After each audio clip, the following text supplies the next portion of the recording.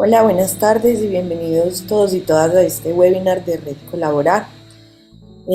Este webinar va a ser tanto especial, ustedes van a poder interactuar con Hugo, que es el panelista de hoy, alzando sus manos y nosotros le vamos a poder dar la palabra. Si es que están interesados en comunicarse directamente con él, de la misma manera tendrán disponible la caja de preguntas y respuestas y el chat para escribir sus preguntas y comentarios. Recuerden también que tenemos disponible la traducción español y portugués para los que necesiten escuchar este webinar em português. Olá, bem-vindos a este nosso espaço da Rede Colaborar, neste webinar. Lembramos vocês que temos para vocês tradução simultânea ao português. É só clicar no balão de interpretação na parte inferior direita da sua tela. Bienvenidos, Karin. Te doy la palabra. Muchísimas gracias, Teresa. Buenas tardes, bienvenidos a todos a este webinar mensual de la Red Colaborar. Hoy vamos a escuchar la exposición de Hugo Buitrago, quien nos hablará sobre aproximaciones a la confianza y a los significados compartidos en trabajo con comunidad. Un tema muy importante para todas nuestras organizaciones. Lo que se busca con esta charla es ver qué buscan las organizaciones, qué deben aprender sobre conceptos para el trabajo en territorio y la importancia del buen uso del lenguaje y el reconocimiento del otro, comprendiendo la historia, cultura y territorio, cómo llenar de sentido los conceptos y cómo llegar a un estado de confianza en esas relaciones. Bienvenido, Hugo, nos está acompañando desde Colombia y gracias a quienes ya nos están acompañando desde diferentes países. Bueno, a tiempo de dar la bienvenida a Hugo, voy a hacer una breve presentación de él. Hugo Andrei Buitrago es doctor en Historia, magíster en Gestión del Desarrollo Regional y Local, comunicador social y periodista, miembro del Grupo de Investigación en Comunicación Urbana y docente de la Facultad de Comunicación de la Universidad Pontificia Bolivariana. Bienvenido, Hugo, nuevamente. Muchas gracias por estar esta tarde con nosotros. Bueno, a todas, a todos los presentes, muchas gracias por la invitación a María Alejandra, a Teresa. Bueno, la idea de hoy es que podamos hablar, sobre todo de eso hablar. Quizá por eso yo insistí en que pudieran intervenir quienes están allí en cualquier momento. Procuraré hablar despacio. A veces me emociono, esto de lo que vamos a hablar ahora es algo en lo que he trabajado toda la vida, es algo que me gusta mucho, entonces a veces con la pasión viene la velocidad. No les dé pena, por favor, decirme que vaya más despacio, porque además ya de por sí tengo el ritmo acelerado en el habla. Perfecto, Hugo. Entonces, les recordamos que tenemos la posibilidad de que usen la traducción para quienes nos están acompañando desde Brasil y además, como decía Hugo, la posibilidad de que puedan hacer sus preguntas a lo largo de su exposición. Pueden levantar, por favor, la mano en el Zoom para que nosotros les vamos dando la palabra y también pueden hacer sus preguntas a través del chat. Así que, sin más preámbulos, Hugo, adelante con tu presentación. Bueno, muchísimas gracias, Karina. La idea de la presentación que me acompaña aquí, ustedes me van a ver que estoy acá y acá es mala costumbre. Aquí tengo la cámara, tengo la presentación, pero aquí tengo otra pantalla donde puedo ver algunas fases del texto y aquí las imágenes de quienes están acá. Entonces, les pido disculpas pues si me ven cabeceando mucho, no es que esté en dos partes a la vez.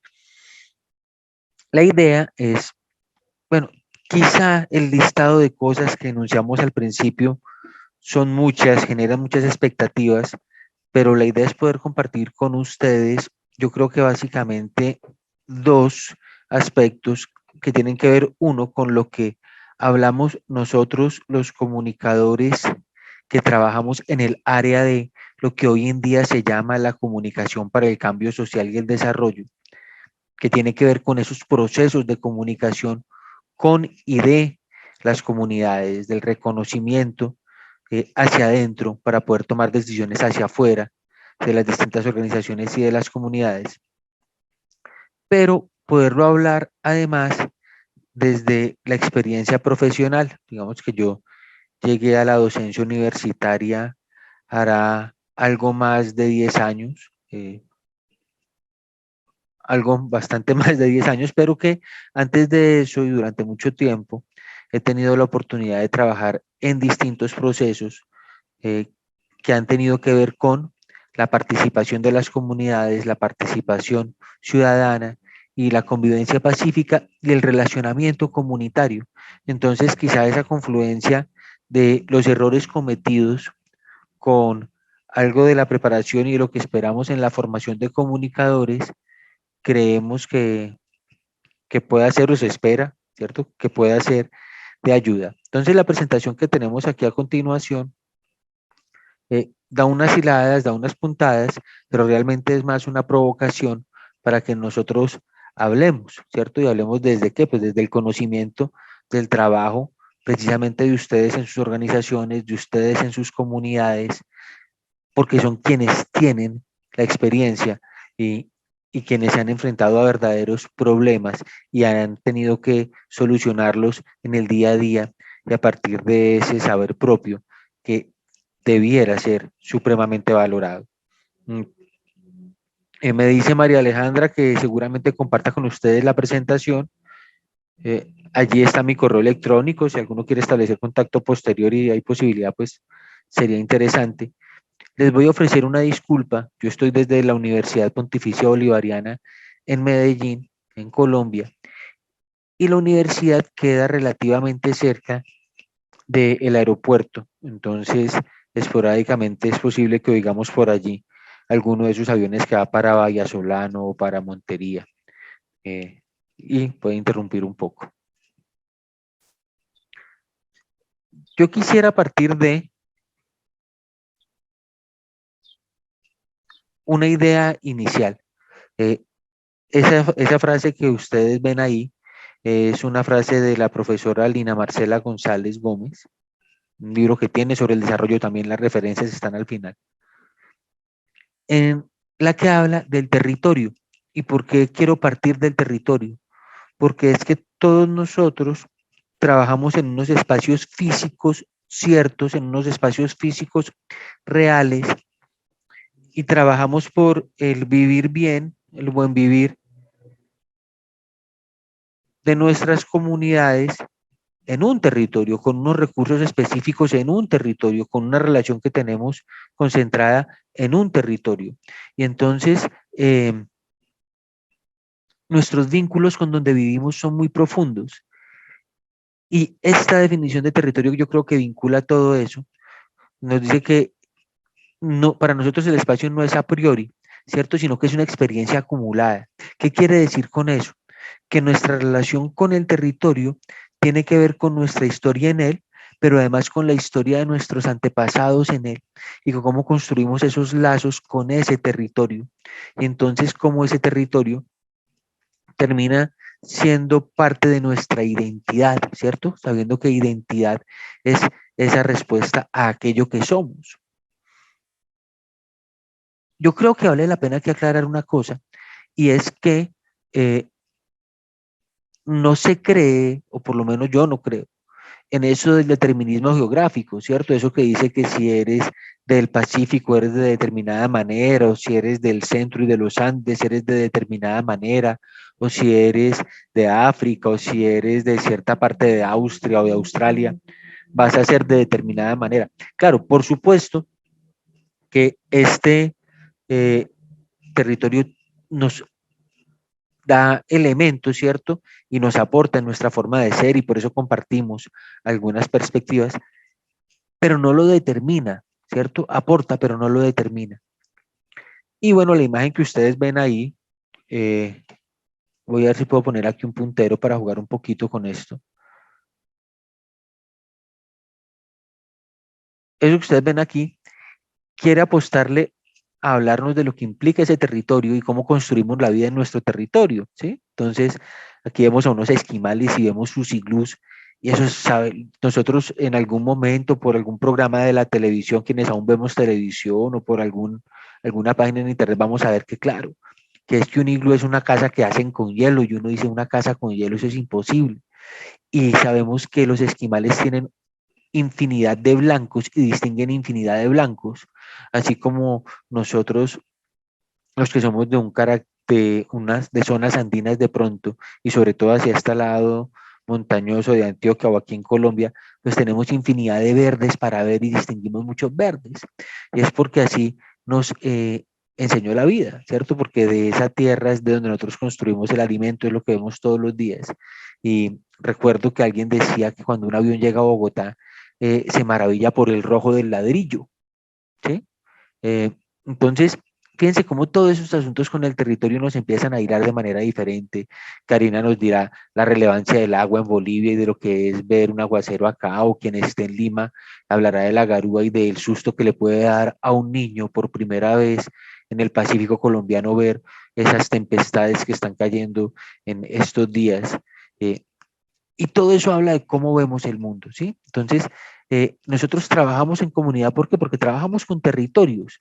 Y entonces muchos trabajadores de campo, cuando van a trabajar con las distintas organizaciones, dicen que estaban en campo o que estaban en territorio. Entonces, lo primero es que para poder hablar con estos otros, ¿cierto? O con nosotros otros, tendríamos que tener en cuenta dónde viven, ¿cierto? Y cuál es esa relación con sus espacios. Llámense esto la sede de una organización, el barrio, la vereda, el municipio, la finca o qué sé yo.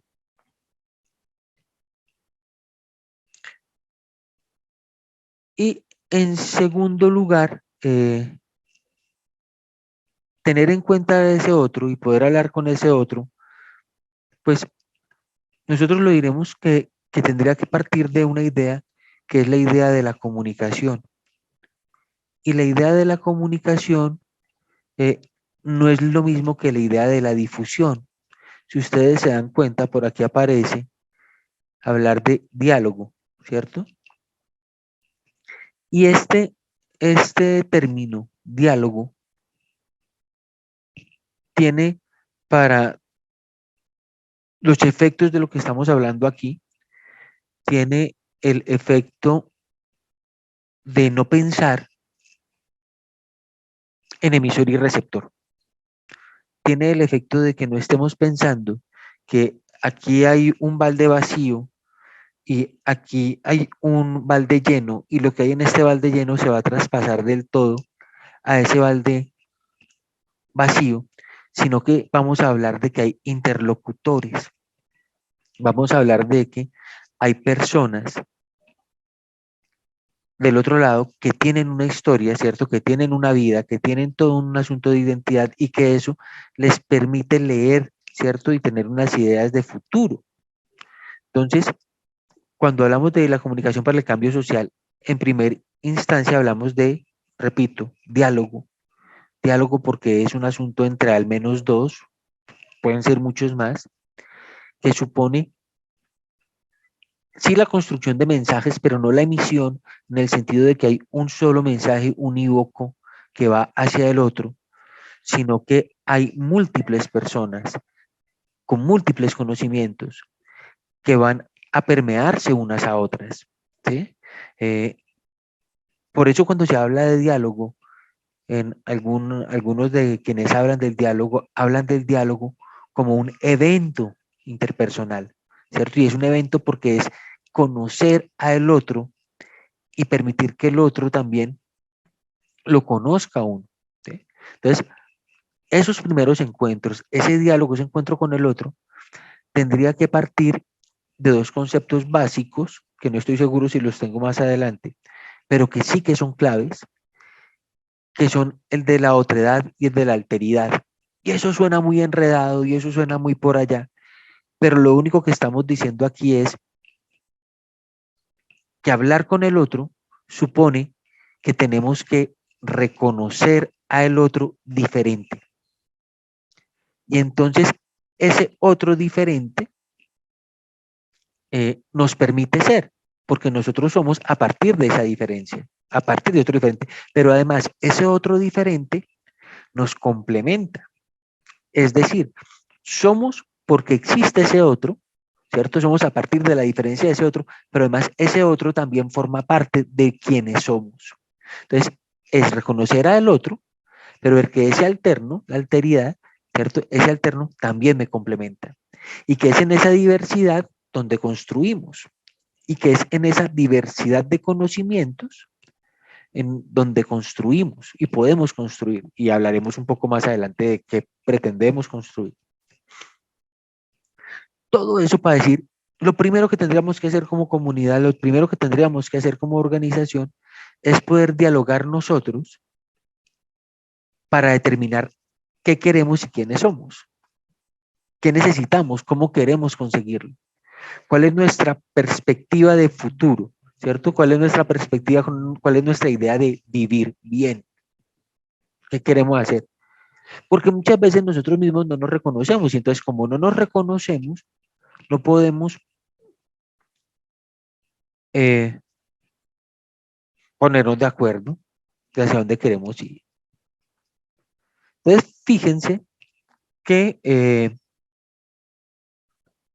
cuando hablamos entonces de estos procesos de comunicación, vamos a estar hablando de tolerancia, diría yo en otros espacios, no en el sentido de soportarlo todo, sino de reconocer y respetar al otro, ¿cierto?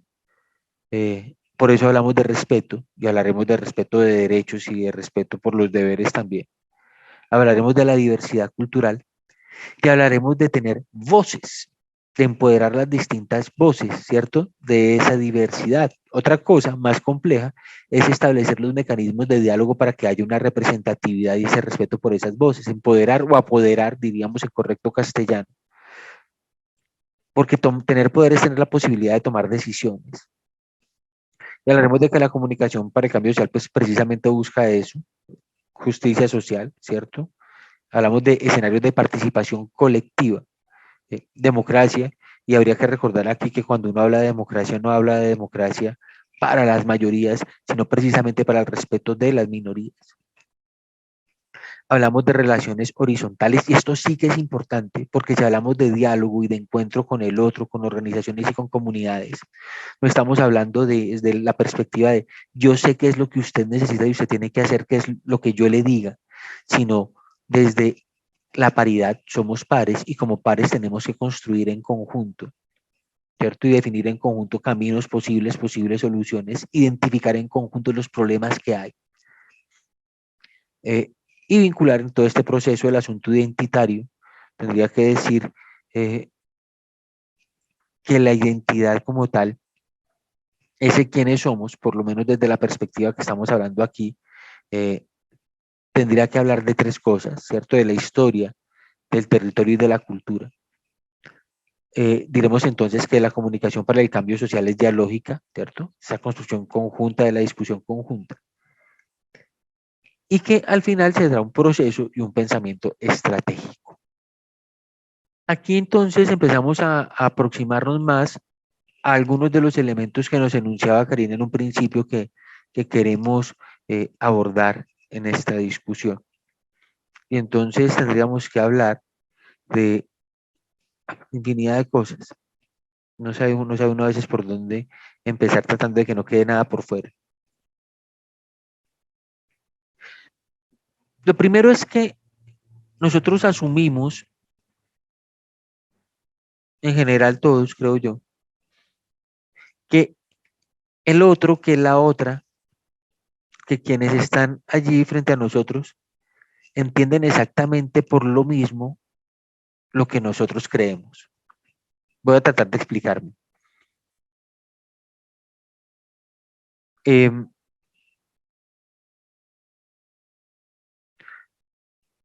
tenemos en este momento aquí, por ejemplo, traducción simultánea, ¿cierto? Al portugués.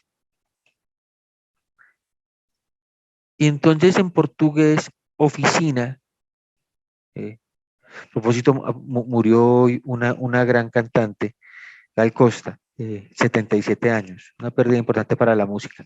Si uno habla de oficina en portugués, uno no está hablando de este espacio que tengo yo aquí en mis espaldas, ¿cierto? Que es lo que hablamos nosotros en español, lo que es una oficina. O si uno habla de escritorio, pues tampoco, está hablando de otra cosa, ¿cierto? Está hablando, creo yo, si la memoria no me falla, puede que sí, de la oficina. Pero si yo me siento a hablar con una persona que habla portugués y tiene esa idea, ahí tiene un falso amigo, ¿cierto? Dirían los que estudian idiomas, un falso conado es un mal término del inglés. Y algo similar ocurre con cosas quizá más complejas. Entonces, por ejemplo, si nosotros hablamos de desarrollo, si nosotros hablamos de progreso, si nosotros hablamos, no sé, de dulce o de salado, pero si hablamos de desarrollo y de progreso, suponemos que lo que nosotros creemos que es progreso o que nosotros creemos que es desarrollo es lo mismo que cree el otro o es lo mismo que quiere el otro. Y no, porque así como yo puedo pretender quizá eh, tener una vida calma, ¿cierto? En una casa, en un espacio tranquilo, quizá con un entorno verde, para poder descansar y llevar mi vida, ¿cierto? Entre, no sé, libros y flores y algo de sol y de viento, ¿sí? Poder tomarme el café de la mañana mirando a una montaña.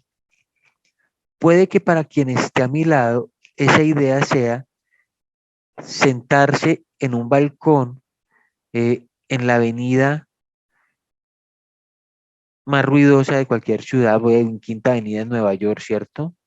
O sentarse en, en la avenida Primero de Mayo, ¿cierto? En un piso alto en la avenida Primero de Mayo de Buenos Aires, o sentarse qué sé yo en dónde.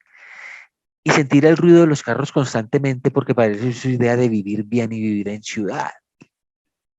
Y no está mal ninguno de los dos. Pero ¿qué es lo que cada uno implica cuando habla de ese desarrollo o de lo que puede ser vivir bien? Entonces, el primer momento, ¿cierto? Después de reconocer a ese otro como par, con conocimientos, con ideas propias, válidas y discutibles, ¿cierto? En, en ese espacio horizontal, pues estará en que logremos definir, ¿cierto? O acordar de qué estamos hablando cuando hablamos de cualquier cosa de estas, ¿cierto?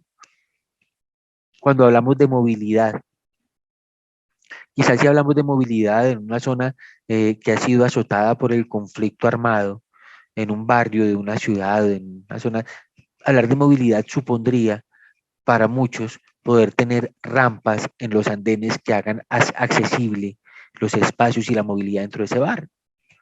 Pero también hablar de movilidad puede suponer en zonas agrícolas poder tener rutas suficientemente amplias o con tal mantenimiento que permita el acceso de camiones, ¿cierto? De, no sé si de trenes, que haya posibilidad de estaciones de gasolina. Se está hablando de movilidad, pero quizá no de la misma. Y uno tal vez de los principales problemas que hemos tenido en los escenarios de participación ciudadana, en espacios de planeación ciudadana, es que muchas veces los técnicos y los tecnócratas lo que quieren es traducir lo que dice la gente en las comunidades antes que oír lo que dicen las comunidades. Entonces, esa traducción es una traducción que va a ser llevada a los planes de desarrollo en términos de los indicadores que quieren los planes de desarrollo, en términos de lo que quieren estas planificaciones y no necesariamente en términos de lo que una comunidad pueda necesitar, querer expresar o desear.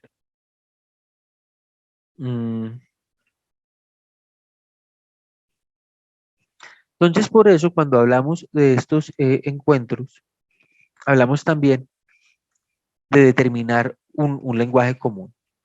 Y un lenguaje común que esté en relación, que esté relacionado con la cultura, porque es que nuestras acciones tienen que ver es con una cultura.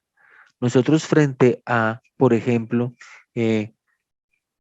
una persona de religión, una cosa simple de acercamiento. Si yo quisiera acercarme a una comunidad, por ejemplo, judía, no podría, y aunque para otro espacio podría verse como la cosa muy chévere, llegar con un jamón de cerdo inmenso para una comida. Pues, ¿por qué? Porque no comen cerdo, ¿cierto? Porque va en contra de lo que culturalmente ellos viven. ¿sí? Y si resulta que, no sé, que Teresa o que Karina Vargas, resulta que son veganas, ¿cierto? Y yo llego con un asado tremendo, un solomito tremendo, un cordón, una hamburguesa, pues me van a odiar toda la vida eternamente, además porque me quedaron espectaculares, ¿cierto que sí? Entonces, el asunto tiene que ver con los contextos culturales y con las pertinencias culturales. Claro, eso pasa por la forma de salud, eso pasa por la alimentación, eso pasa por por los caracteres que tenemos y la forma en que nos aproximamos a los otros. Por ejemplo, yo soy una persona absolutamente confianzuda. Yo eh, tuteo muy rápido, ¿cierto?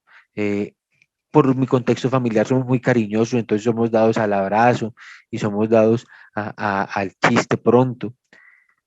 Y eso no siempre está bien, ¿cierto? Y entonces en espacios donde eso no está bien visto, pues vea, durante un gran evento que hubo en la ciudad, yo tuve la oportunidad de participar en el relacionamiento comunitario y en el ejercicio que estábamos haciendo, desempeñando, nosotros eh, decidimos vincular población privada de la libertad en los espacios de difusión y tal, ¿cierto? Y también habitantes de calle y toda esta cosa. E hicimos unos talleres en el centro de reclusión de menores hombres de la ciudad, pues en varias partes, pero específicamente en este, que es conocido como La Pola. Y teníamos un equipo de trabajo muy chévere y un equipo de trabajo en el que éramos muy cercanos. Y entonces cuando llegamos a hacer este taller a este centro de reclusión, llegó una de las compañeras talleristas de las que iba a hacer el taller y nos dimos un abrazo fraterno como nos lo solíamos dar. E inmediatamente otro de los colaboradores se nos aproximó y nos dijo, venga, no hagan eso acá, porque es que aquí, pues esto es la cárcel de menores, ese afecto no es viable, no es posible, ellos no se pueden abrazar, no pueden tener ese contacto físico, entonces eso es muy agresivo. Y a uno, ¿cómo le va a pasar por la cabeza que un abrazo es agresivo? Pero es, ¿cierto? Entonces, todo este contexto, eh, conocer al otro, reconocer al otro, entender algo de su contexto cultural, pues es vital para poder entablar ese diálogo, ¿cierto? Un diálogo en el que uno pueda debatir y construir con el otro. Y vean que ese construir con el otro, que puede estar casi en términos de la mediación, antes que de la negociación, pues no es persuasión, ¿sí? No es omitir, es construir de manera conjunta, porque lo otro es buscar esas situaciones de si yo gano, tú pierdes, ¿cierto? Haz lo que yo quiero. Y el punto de partida en el diálogo tendría que estar más, es del lado de, venga, construyamos juntos. Y construyamos juntos en clave de colectivo y en clave de la norma social. Eso no niega lo individual, pero es que pero lo social tendría que tenerse en cuenta, porque es que si yo voy tras mi interés individual, pues seguramente alguien va a salir perjudicado y entonces el gana-gana se pierde. En cambio, si construimos a partir de lo común, ¿sí?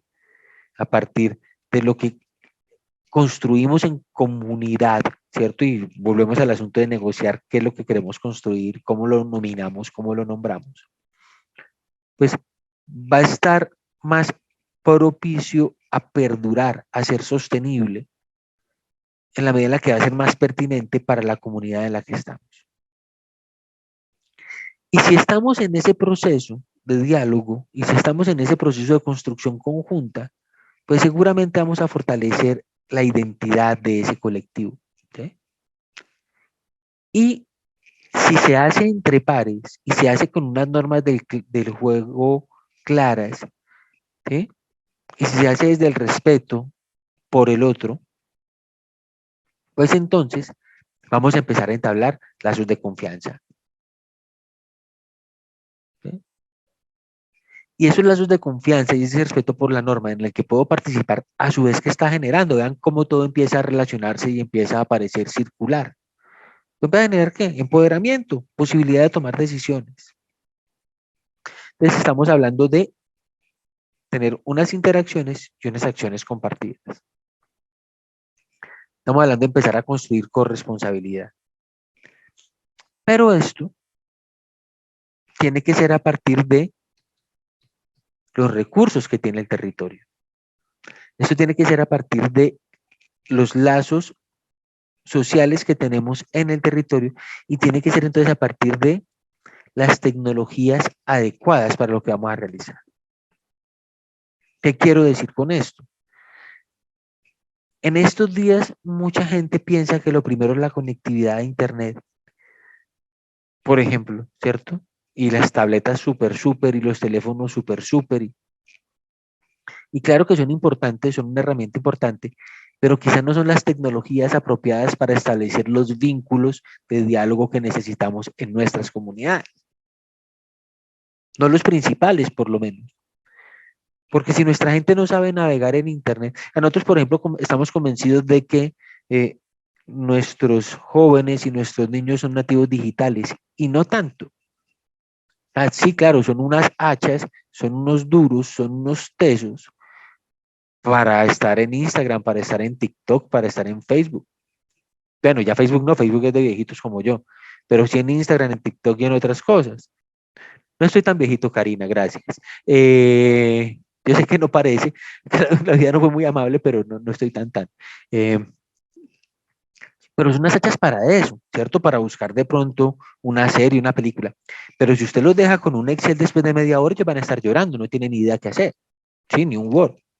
Entonces, tal vez eso no es, pensamos que hay una tecnología de trabajo colaborativo porque tienen todo en el OneDrive y no tanto, ¿sí? Y lo mismo puede ser un grupo de WhatsApp, que también puede funcionar muy bien, quiero decir. Pero si necesitamos más bien una cartelera, un periódico mural, si necesitamos más bien poder reunirnos y vernos las caras cada 8 días, ¿qué pasa? Nada. Es una tecnología apropiada. ¿Con qué? Con lo que sabemos. ¿Con qué? Con los recursos que tenemos. ¿Con qué? Con la posibilidad de interactuar. ¿Con qué? Con los objetivos que nosotros como comunidad estamos construyendo. Entonces, fíjense que al final si hablamos de comunicación, estamos hablando, bueno, déjenme decir ya que estamos viendo grabados que todas las referencias de las imágenes que utilicé para esta presentación, aparece el link desde donde las tomé en la parte de abajo, ¿cierto? Y que todas las citas están al final referidas. ¿Sí? Los derechos de autor, esto es especialmente interesante, me parece a mí. Este es un señor Modigliani que casi toda su vida hizo los retratos sin ojos, sin mirada. Entonces, bueno, si hablamos de interlocución, si hablamos de comunicación, perdón, entonces estamos hablando, uno, de interlocución, ¿cierto? No de emisor y receptor, sino de interlocutores, personas que interactúan, que locutan, que hablan el uno y el otro. Y hablamos de la construcción de un lenguaje conjunto, después de que definimos que había. Y ese lenguaje conjunto, veremos al final, tiene que ver directamente con la construcción de subjetividades. Y la subjetividad no es un asunto individual, no es un asunto del individuo. La subjetividad es un asunto compartido. La subjetividad, igual que representaciones, que imaginarios y que otras cosas, tiene que ver con cómo vemos el mundo, ¿sí? Cómo construimos las realidades, cómo leemos las realidades. Y entonces esas subjetividades están habitadas por el lenguaje. Y entonces nosotros con el lenguaje construimos como organizaciones, como individuos que trabajan con las organizaciones, como individuos que trabajan con las comunidades, como comunidades dialogando con comunidades, construimos unas nuevas subjetividades, unas nuevas formas conjuntas de ver el mundo y de actuar en conjunto, porque es que lo chévere de la comunicación es que no es solamente para charlar, sino es para que nos asignemos tareas. Sin comunicación no hay sociedad. Sin comunicación no definimos quién es médico, quién es agricultor, ¿cierto? ¿Quién va a ser profe? ¿Mm? Pues la comunicación lo que permitió fue eso, que nos dividiéramos tareas y arrancáramos a trabajar como sociedad. Entonces, esas nuevas subjetividades, ¿cierto? Lo que nos hacen es construirnos como una comunidad, como un conglomerado, porque no tiene que haber uno solo ni tenemos que habitar uno solo, ¿cierto? Hay múltiples conglomerados. ¿Y cómo hacemos eso? Nuevamente más a partir del diálogo, ¿sí? Si yo quisiera ponerme teórico, que no quiero, y si lo estoy me tienen que decir, por favor. Tendría que decir que el diálogo lo podemos asumir de tres maneras. Eh, el diálogo lo podemos asumir como un modelo de comunicación, ¿sí? Que tiene que ver con ese asunto de la interlocución, la realimentación, ¿cierto? El canal, el mensaje y todo esto. El diálogo lo podemos ver, les decía ahora, como un evento interpersonal, ¿cierto? Como ese asunto de ese carajar, eso que surge, esa maravilla de conocer y de permearse del otro y permear al otro. Pero además, el diálogo es una forma de deliberación. Y deliberar resulta que es discutir para decidir. Entonces nosotros a partir del diálogo decidimos. ¿Sí? Y nuevamente, fíjense, hablamos de un asunto de corresponsabilidad de construcción conjunta.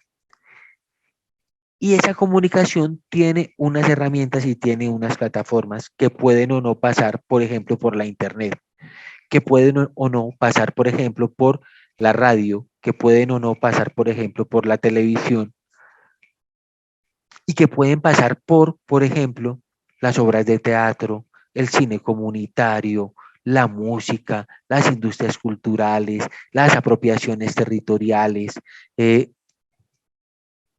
las metodologías de discusión, las mesas, las asambleas, ¿sí? Hay una cosa que aquí nosotros llamamos convites, tiene varios nombres, no conozco pues conozco algunos, pero un convite es un espacio, es un encuentro de personas. Llamamos a la gente, las convidamos y todos llevan un poquito, ¿cierto? De algo o mucho de algo para hacer una comida conjunta. Y en la construcción, y esa comida conjunta se hace mientras la gente hace un trabajo comunitario, por ejemplo, mientras arregla una vía. Entonces todos llevamos, ¿cierto? Y pues sancocho creo que sí es un nombre muy conocido en muchas partes por la sopa, ¿cierto? Vamos a hacer una feijoada o vamos a hacer una ajiaco, ya llevamos, todos llevamos algo. Y mientras un grupo de personas se está cocinando, los demás estamos con el material, arreglando, ¿cierto? Estamos haciendo algún ornato particular. Eso em, es ahí, eso como metodología de trabajo da un espacio de diálogo y genera un espacio de reconocimiento y genera un espacio de apropiación, ¿sí? ¿De apropiación de qué? Pues del propio territorio. Entonces, eh, por todos estos elementos pasa la comunicación. Y fíjense entonces que no son uno solo, sino que son múltiples y que dependerán de nuestra cultura, de nuestro contexto, de nuestras capacidades y de lo que necesitamos, ¿cierto? De lo que necesitamos.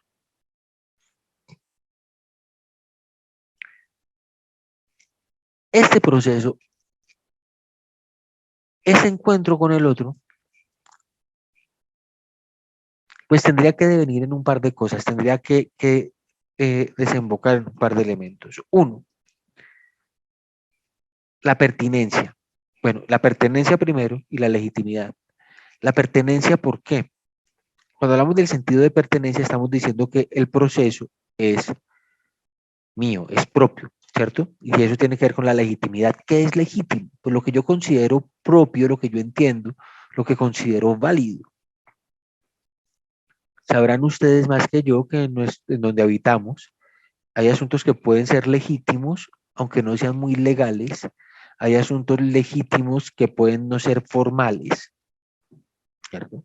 Eh, Don Pacho, el señor de la esquina que nos vio crecer a todos y que entonces es el señor al que acudimos para solucionar un problema entre vecinos, pues ese señor no es una figura legal de impartir justicia, pero es un amigable componedor que es legítimo para nosotros y por esa legitimidad acudimos a él.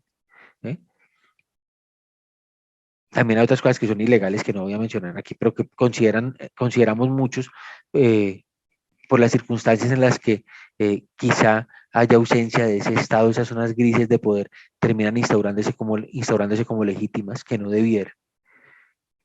Pero además estamos hablando del sentido de pertenencia, es cómo estos elementos son nuestros, cómo los proyectos que estamos construyendo son nuestros, cómo en la medida en la que los construimos de manera conjunta y fuimos parte de ese proceso, pues son nuestros, ¿cierto?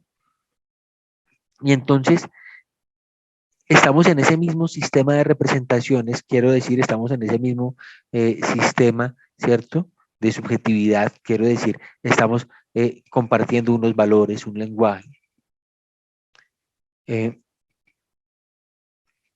hablando de que entonces este proceso va a respetar la cultura, la historia y el territorio y nuestra relación con el territorio, lo que no quiere decir que no implique cambios, lo que quiere decir es que parte del respeto, no del desprecio por esa idea del otro, ¿cierto?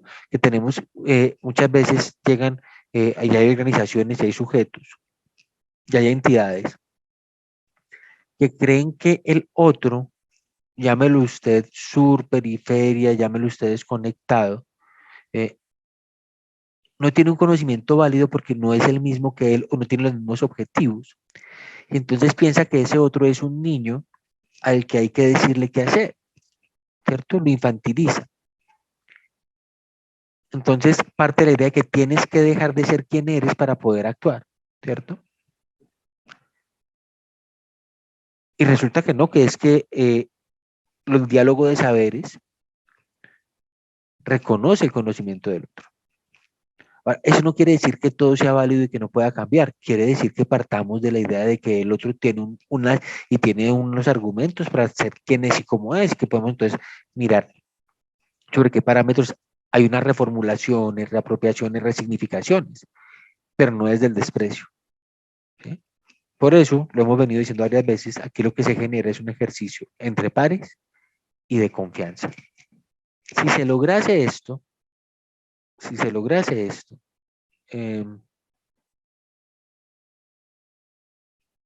tendríamos que propender entonces por la construcción de red. ¿Cómo yo con el otro, con la construcción del otro, termino fortaleciendo una red como tal? Los indígenas NASA de Colombia, del Cauca, del sur de Colombia, bueno, y todo el movimiento indígena, agrupan o tienen dentro de su construcción como movimiento la idea de tejidos. Y dentro de esos tienen el tejido de comunicación. Hay una mujer que se llama Vilma Almendra, que es comunicador o ha sido comunicadora de ellos, que es una mujer que no conozco personalmente, quisiera, que he leído varias veces, me parece de una inteligencia. Bueno, la evoco aquí, es por la idea que tenemos, que se tiene aquí de lo que es el tejido y de lo que es la red. Porque puede ser simple, pero es supremamente profunda. Cuando dice que hay un tejido, dice, en un tejido, los hilos son los medios, son las formas de comunicación. Los nudos son las personas y son las organizaciones. Y los huecos son las tareas por hacer. Entonces, si nosotros logramos entablar con el otro después de un diálogo, una articulación tal que genere redes de distintas organizaciones en un mismo territorio, pues logramos una posibilidad de trabajo y de conexión muy interesante. Fíjense, entonces, cuando hablamos de red social, hablamos de un tejido de relaciones que están unidas, ¿cierto? Y que se comunican y que pueden trabajar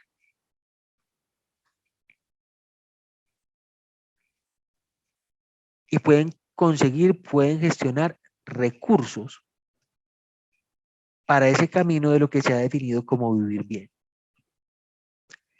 Y esa red tendría que implicar una cercanía, no necesariamente física, ya sabemos que hay hoy en día posibilidades de otras cercanías, pero sí emocional. Y hay lazos ahí y hay identidad.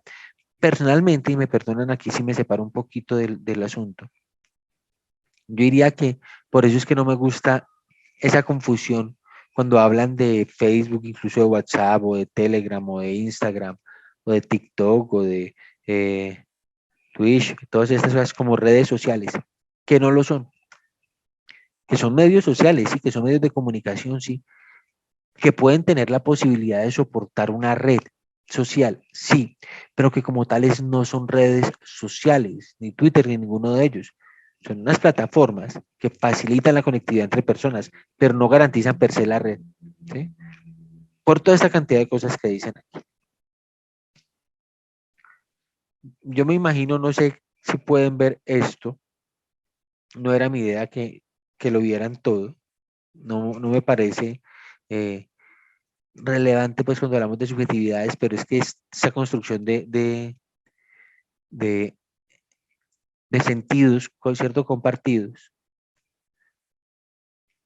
Pero sí me parece interesante poder decir de aquí esto, que cuando hablamos de estas representaciones compartidas, de esta construcción conjunta, de sentidos conjuntos, pues no hablamos de un asunto estático, sino que estas representaciones, estas ideas, estas subjetividades se influyen a sí mismas. Y cuando logramos empezar esos cambios de transformaciones, esos cambios de representaciones, transformar esas subjetividades, construir nuevas subjetividades conjuntas, lo que estamos haciendo es a su vez cambiando todo nuestro sistema de representaciones, cambiando a su vez todo nuestro sistema de subjetividades.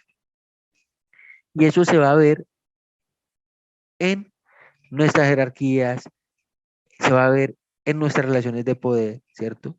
Se va a ver bueno, y se va a ver entonces desde lo individual, desde lo colectivo y desde lo institucional, porque aquí es donde nosotros vemos esas representaciones y esas subjetividades. Aquí es donde nosotros vemos estas construcciones conjuntas, ¿sí? Y estas construcciones, ¿sí? Estas construcciones están en el lenguaje, están en el diálogo, están en los objetivos comunes y son dinámicas. Esto es lo que nos permite construir todo esto, ¿sí? Un nuevo lenguaje, nuevas formas de diálogo, la elaboración de unos objetivos comunes y dinámicas nuevas. Y decir una vez más que todo esto es dinámico, que todo esto va cambiando, que todo eso se transforma y puede operar en cualquiera de estos elementos, ¿sí? Básicamente, eso es como lo inicial que tenía yo para hablar con ustedes, para conversar con ustedes. Creo que estoy cumpliendo la hora, ¿sí? Gracias, Hugo. Yo les volvemos a reiterar que pueden hacer sus preguntas levantando la manito o poniendo las preguntas en el chat. Yo quiero hacerte dos preguntas, Hugo. Una, ¿cómo construyes esta confianza? ¿Cuál es especialmente con comunidades, digamos, con comunidades, voy a poner el ejemplo, comunidades indígenas que pueden tener muchas más diferencias respecto de un citadino o de alguien que viene de la zona urbana? ¿Cómo ¿Cuáles son los límites que tienes que respetar en este proceso de aproximación? Porque no es llegar y ponerte literalmente en el lugar del otro, digamos, ¿no? Que también puede ser visto como algo avasallador. Y lo otro, ¿es posible reconstruir la confianza dentro de una comunidad si es que se ha quebrado por algún motivo? Bueno, yo creo que la confianza se construye a partir de la claridad y de la honestidad, ¿sí?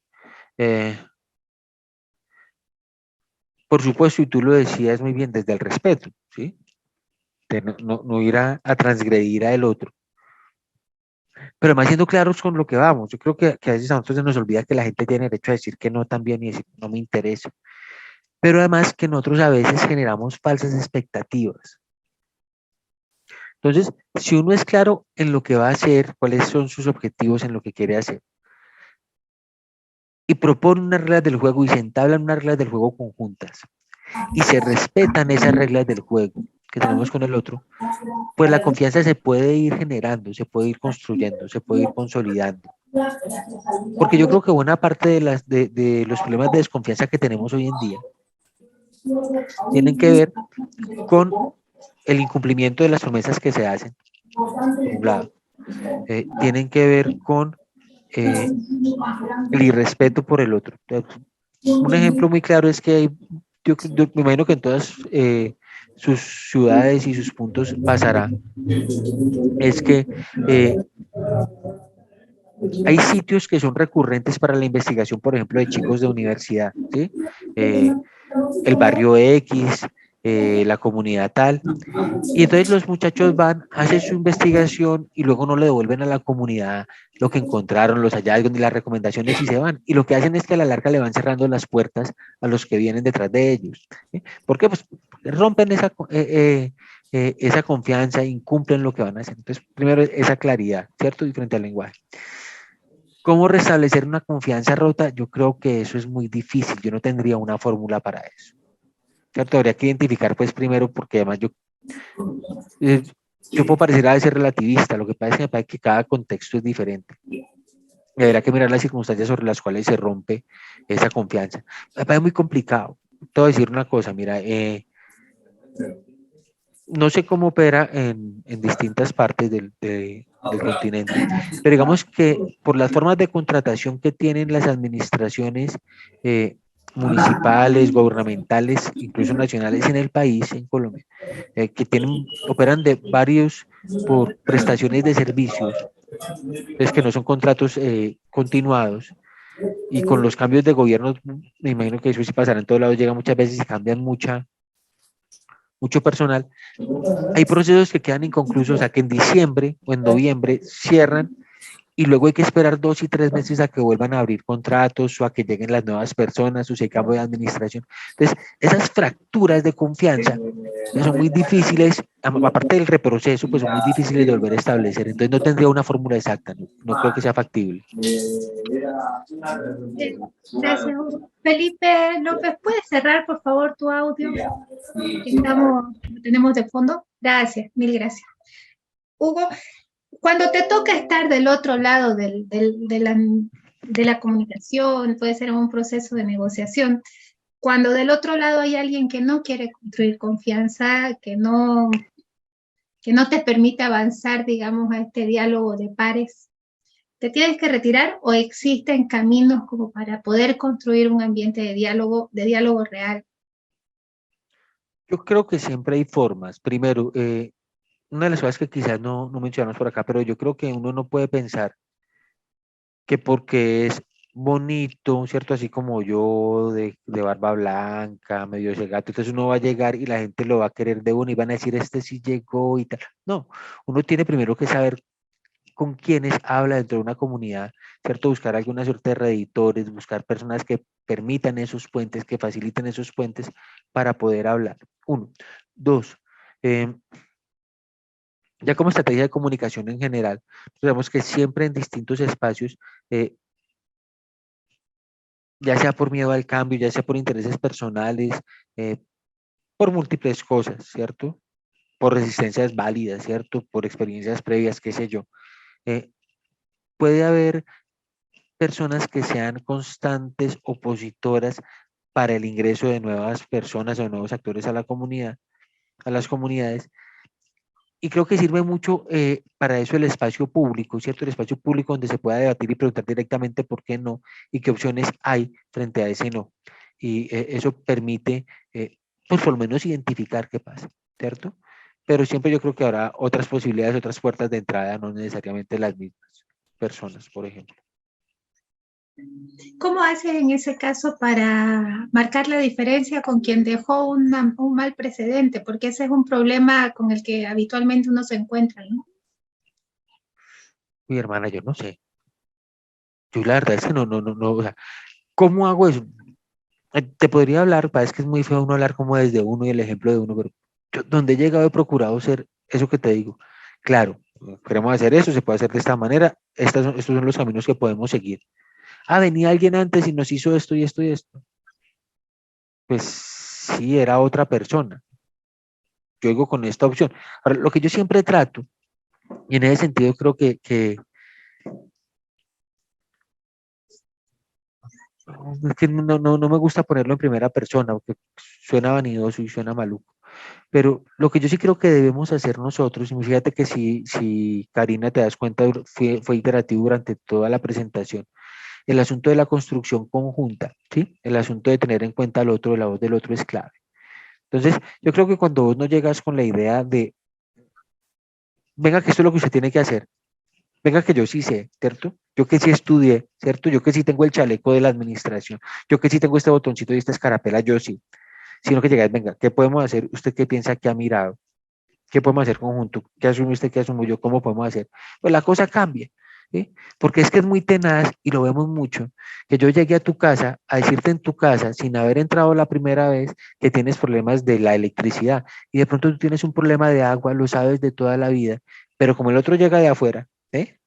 Entonces él sí sabe y así es muy difícil, man. Así no va. Perfecto.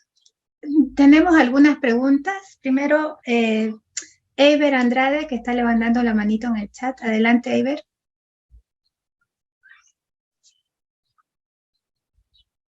Eiber.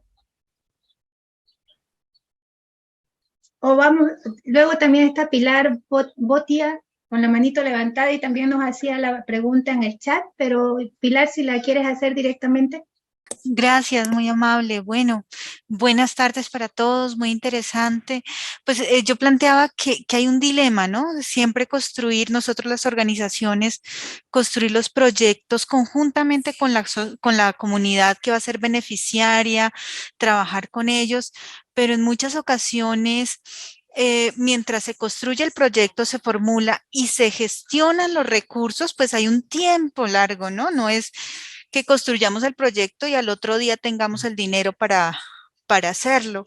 Entonces, ¿cómo construir proyectos con la comunidad sin generar falsas expectativas en donde pase un montón de tiempo y la gente sienta que no llegaron los recursos y se pierda la confianza? ¿Cómo hacerlo así? Pilar, yo francamente no tengo idea. Ah, porque he pasado por lo que tú estás diciendo, ¿sí? Además, porque he sido, digamos que no esa comunidad, pero sí ese sujeto que llaman de alguna organización y dicen, vamos a presentar este proyecto para tal dependencia, para tal cosa, tenemos que camellarle, es un camello fuerte, camello para quienes no saben, perdón, es en Colombia, yo creo que Pilar es de Colombia, quiere decir trabajar, ¿cierto? Es un trabajo fuerte, implica una dedicación, pero resulta que no hay plata para ti, dependemos de que saque el proyecto y puede que el proyecto no salga. Y eso es, lo primero sí es la claridad de que eso puede pasar y de los tiempos que se estipulan, ¿cierto? Y tratar de mantener constantemente la comunicación con esa comunidad diciendo, va en esto, nos han informado aquello, las fechas estimadas son estas, se han retrasado por tal cosa, mostrarles dónde pueden consultar, por lo menos para bajar los niveles de ansiedad porque son complicados. Pero algo que yo creo que puede ser muy interesante es partir también de los asuntos de autogestión, ¿sí? Los procesos de autogestión y sobre ellos nutrir más bien los otros proyectos para poder ir adelantando en otro ejercicio, ¿cierto? En el ejercicio constante y paralelo, eh, mientras aquellos otros que son de cooperación o que vienen de las instituciones gubernamentales o de las organizaciones no gubernamentales, pues puedan ser gestionados. No sé si te pude responder bien lo que estabas preguntando, Pilar. Creo sinceramente que no, pero hice lo mejor que pude. No, sí me dio respuesta. Muchas gracias. Zoila Reategui de Perú pregunta, ¿cómo construimos relaciones de confianza en comunidades alimentadas, sobre todo a través de las redes sociales por las noticias falsas? Zoila, cierto que sí. Zoila, tú tocas un tema que a mí como docente de comunicación social y como docente investigador de la facultad me llama muchísimo la atención. Yo creo que una de las cosas que nosotros tendríamos que emprender con nuestras comunidades en general, y cuando hablo de comunidades, entiendan lo que yo estoy hablando de todo el mundo, ¿sí? Estoy hablando de la gente más pudiente de Puerto Madero, estoy hablando de la gente menos pudiente de aquí de la Avanzada, estoy hablando de los chicos de que van al colegio en Mercedes y de los chicos que van al colegio caminando 2 horas, a todo el mundo en las distintas comunidades de todo lado. Tenemos que hacer un ejercicio muy fuerte muy fuerte, mucho, de pedagogía, de consumo, de medios. Al asunto es que seguramente tú estás esperando que yo te responda. Habría que mirar cómo hay una fórmula específica para poder trabajar con esto y alejarnos de las paparruchas, que sería en español una suerte de una bonita palabra para hablar de fake news. Pero eso no es tan fácil. Entonces, ¿cómo se aleja uno de eso? Pues se aleja uno de eso a partir de tener los insumos para poder leer de manera crítica, en la medida en la que uno puede entender las intenciones de quien le está mandando a uno un mensaje, de un medio, de un político, de cualquier cantidad de estas cosas, ¿cierto? Frente a estas cantidades de movimientos negacionistas en distintas cosas del mundo, ¿cierto? Complicadísimos. ¿Qué vamos a hablar, ¿cierto? ¿Cómo vamos a trabajar? Necesitamos insumos. Muchas veces, o por lo menos 3 veces, tal vez en la presentación salió la palabra empoderamiento. El empoderamiento pasa por tener conocimiento para poder tomar decisiones. Y ese conocimiento tiene que ver con cómo puedo yo asumir las lecturas de medios y qué escojo para leer y sobre qué parámetros y el ojo crítico. Y eso es algo en lo que tenemos que trabajar muy fuerte. Esa cualificación tiene que ser muy, muy, muy fuerte, muy fuerte. Es que es impresionante que hoy en día, sabiendo en muchas partes, no todos tienen por qué saberlo, por supuesto, y no saberlo no es delito, pero teniendo páginas muy famosas que lo que hacen es jugar a la ironía, ¿cierto? Que son páginas de sátira, y de un momento a otro empieza a rondar una sátira como si fuera una noticia real, es muy complejo. Entonces, en esos escenarios lo primero que hay que hacer es procurar la argumentación, el conocimiento previo y luego la discusión, creo yo. Escribe Sonia Viveros, ella es de Fundaproec. Dice, me gustó mucho este diálogo, va muy de la mano con la filosofía africana que está en la diáspora africana en las Américas, y es el Ubuntu. Yo soy porque tú eres, es decir, para por el respeto de unos a otros y de reconocer que el derecho de uno termina cuando empiezan los derechos de los otros. A mí particularmente la palabra tolerancia en esta construcción no me gusta. Creo que el respeto es la clave. Y claro, esto se da cuando dejamos de temer al otro y empezamos a conocerlos. Y bueno, desde Sonia Viveros, afroecuatoriana.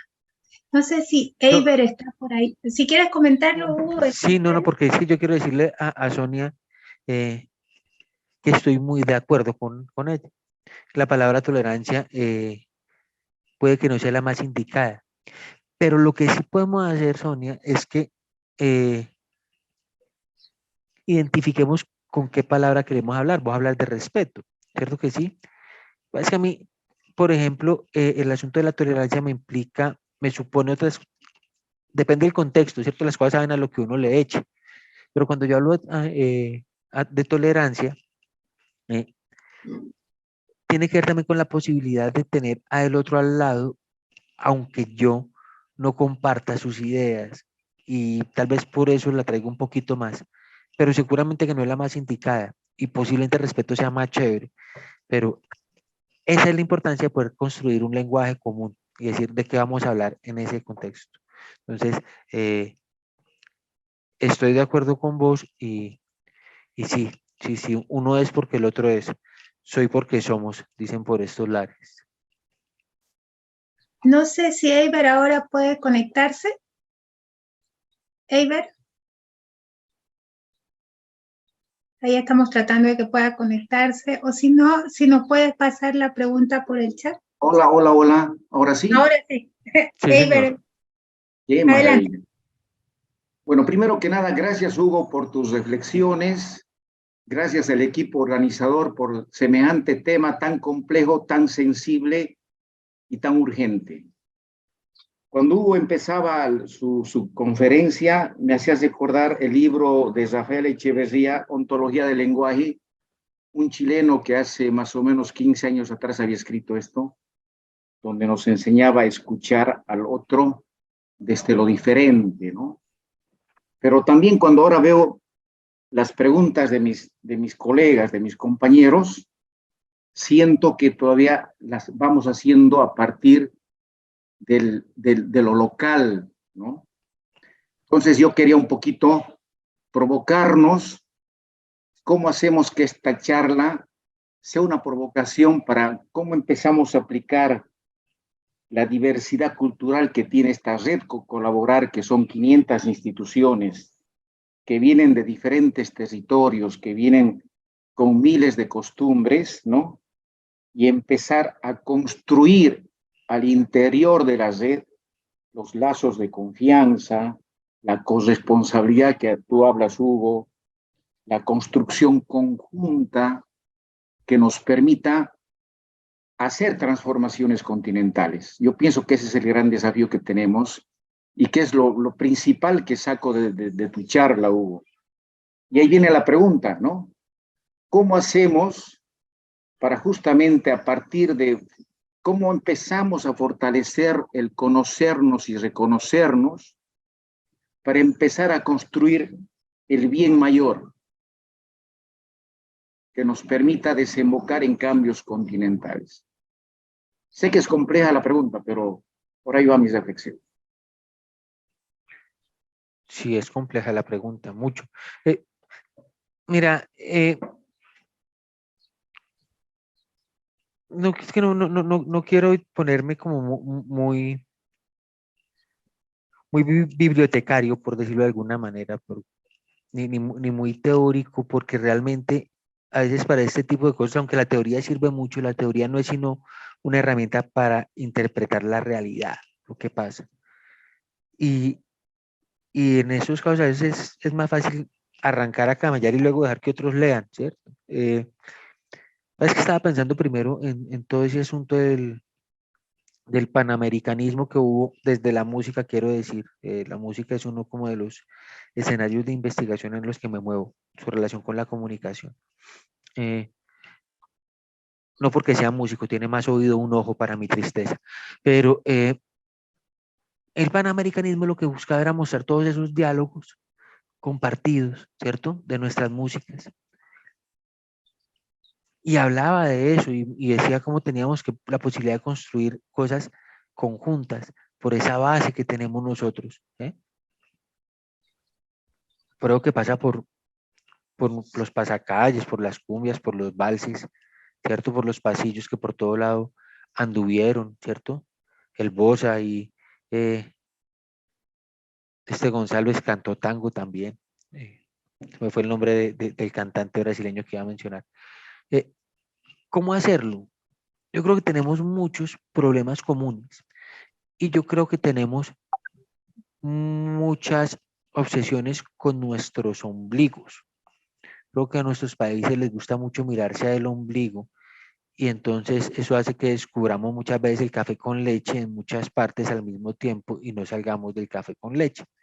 Y a veces tal vez haría falta levantar un poco más los ojos y yo creo, y pues será redundante quizá, que una de las formas de poder plantear ese trabajo conjunto es generando espacios de diálogo, de diálogos de saberes, a partir de problemas específicos y poder intercambiar experiencias y sobre eso quizá poder proyectar trabajos conjuntos. Si hablamos de asuntos, por ejemplo, frente a nuestra juventud, si hablamos, por ejemplo, de lo que ha pasado con las culturas campesinas del continente, que es una cosa bien compleja, de cómo muchos padres, estoy hablando, estoy pensando en una zona específica de mi departamento de Antioquia, pero como muchos padres, por ejemplo, en su momento le dijeron a sus hijos, no es que ser campesino no está bien, no es chévere, no te va a ir bien, andate para la ciudad. Y bueno, algunos han vuelto y han mirado de una manera diferente su cultura campesina. En muchos espacios hay problemas pero no es un asunto solamente de mano de obra, quiero decir, es un asunto de cómo asumimos la cultura del campo en razón de lo que implica, ¿cierto? Ser huerta y una cosa tan valiosa en la vida. Me perdonan lo cursi, pero es que si uno se ha portado bien en la vida necesita un abogado por ahí una o dos veces en su vida, ¿cierto? Si uno es juicioso, pues necesitará un médico dos, tres veces, ¿cierto? En el año, al odontólogo dos veces al año. Al campesino lo necesita tres veces al día por lo menos, ¿sí? Entonces, ese asunto frente a la cultura campesina, por ejemplo, de la juventud y de retomar la relevancia de esta cultura campesina, es un problema que nos atraviesa. Y hablar de eso sería interesante para ver cómo podemos nosotros volver a despertar ese interés, ¿sí? Y que si no se da, que también están en su derecho, pues cómo podemos nosotros satisfacer esos otros problemas que hay frente a la producción de la tierra en cabe por supuesto, la naturaleza, pero también de la subsistencia de nosotros. Entonces, ese diálogo y contarnos cómo hicimos las cosas y cómo podríamos aplicarlas en otros espacios y cómo intercambiamos esas experiencias y cómo hacemos que sean asequibles para los demás y accesibles para los demás, pues me parece que es uno de los asuntos que podría ayudarnos en esa idea pues de hacer trabajo conjunto y que atraviese las fronteras. Gracias, Hugo. ¿Alguien más tiene alguna pregunta? Por favor, la puede hacer en el chat o levantar la manito. De todas maneras, vamos cerrando. Gracias, Hugo, por tu charla de esta tarde. Y la verdad que no, yo creo que a muchos nos ha remetido, a nosotros en Bolivia por estos días nos toca muy fuerte lo que has estado hablando, porque estamos viviendo algunos conflictos donde justamente lo que no hay es capacidad de diálogo, como tú dices, entre pares, ¿no? Entonces, en lo personal a mí me han golpeado varias cosas de las que nos has dicho hoy día. Bueno, no olvidemos que Bolivia es pionero. Está golpeado en buena, sí, en positivo, está bien. No, pero es que no, ha sido no fuerte. podemos olvidar que Bolivia es pionera en hacerse oír, ¿sí? Que las emisoras de mineros de Bolivia, que son las mamás de los medios alternativos, ¿sí? Y empezaron a hablar en idioma y empezaron a contar lo que estaba pasando en vivo y en directo cuando no los querían ver. Y eso es un ejemplo y eso es de estudio en todos lados. Entonces son gente que tiene muchísimo valor.